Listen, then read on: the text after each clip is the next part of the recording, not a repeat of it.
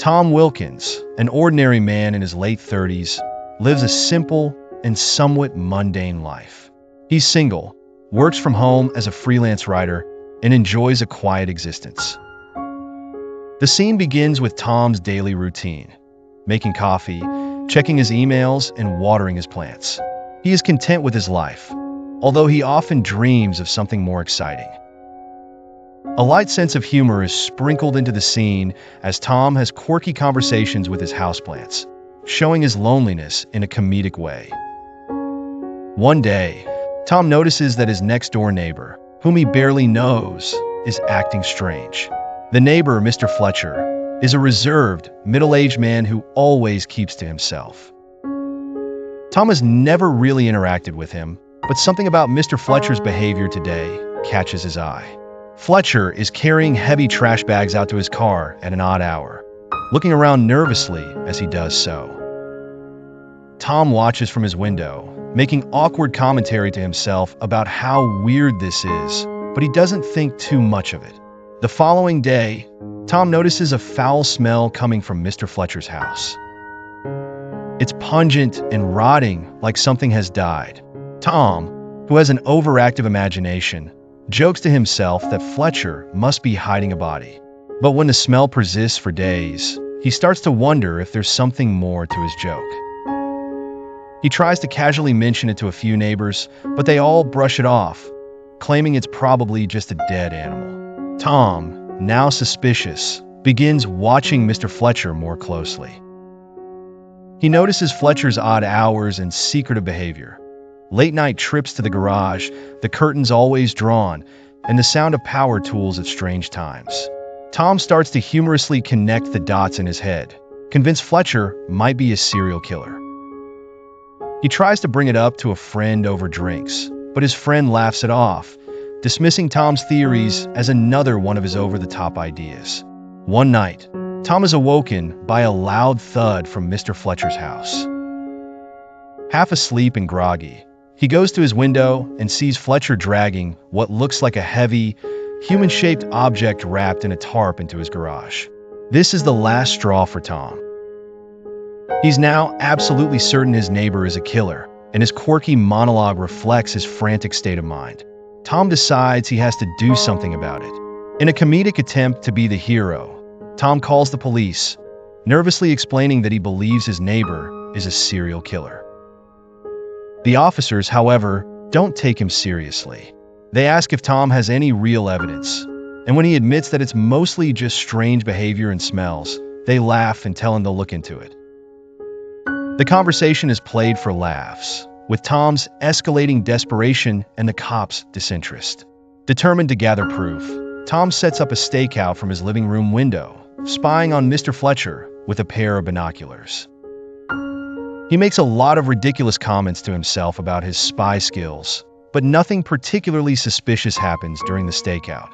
At one point, Fletcher catches Tom staring, and Tom awkwardly waves before ducking down, panicking that he's blown his cover. The next day, Mr. Fletcher approaches Tom, knocking on his door. Tom, terrified, answers. Fletcher is calm, even friendly, but there's something unsettling about him. He asks Tom if he's been watching him, claiming he's noticed some odd behavior coming from Tom's house. Tom's standing in Mr. Fletcher's basement.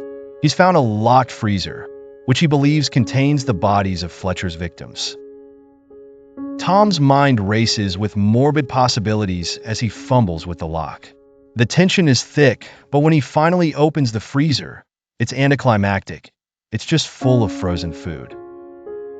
Tom sighs in relief, but then notices something strange in the corner of the room. A set of old, dusty tools stained with something that looks like blood. Tom's mind starts spiraling again. He's more certain than ever that Fletcher is dangerous, but now he feels like he's the only one who knows the truth. He becomes paranoid, thinking Fletcher knows about his snooping. The scene shifts between Tom's exaggerated thoughts and his attempts to act normal when he sees Fletcher outside. The comedy lies in how Tom overreacts to every small interaction, imagining Fletcher plotting against him. Realizing the police won't take him seriously, Tom decides to take matters into his own hands. He buys a set of cheap spy gear online, things like night vision goggles and recording devices. Tom starts plotting ways to catch Fletcher in the act. The scene is played for laughs, with Tom looking ridiculous as he prepares his amateur surveillance operation. One day, a mysterious package arrives at Tom's doorstep, addressed to Mr. Fletcher, but delivered to the wrong house. Tom is torn between doing the right thing and returning it or opening it. After much comedic internal debate, Tom decides to open it. To his disappointment, it's just a set of kitchen knives, but their sharpness and gleaming edges fuel his paranoia further. Tom has a vivid nightmare where he's being chased by Fletcher through a dark, endless forest. The dream is a mix of horror and absurdity, with Tom running in slow motion, tripping over ridiculous obstacles. The sequence reflects Tom's growing obsession and fear, and he wakes up in a cold sweat, convinced the dream is a warning.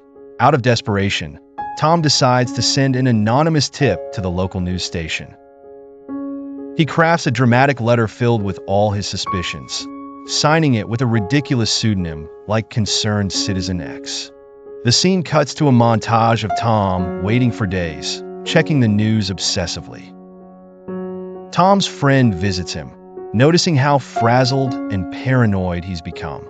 They argue about Tom's obsession with Fletcher, with the friend insisting that Tom is overreacting and needs to relax. The conversation is both tense and humorous, with Tom trying to convince his friend of Fletcher's evil nature while the friend makes fun of Tom's wild theories. Eventually, the friend storms out. Tom reaches his breaking point and decides the only way to prove Fletcher is a killer is to break into his house again, this time during the day. He sneaks over, picking the lock to Fletcher's back door. The tension rises as Tom creeps through the house, searching for anything incriminating. He finds a room filled with strange, creepy trophies, a collection of old dolls, taxidermied animals, and odd trinkets, which has a bad smell. Don't forget to subscribe and activate the notification bell to receive all that is new.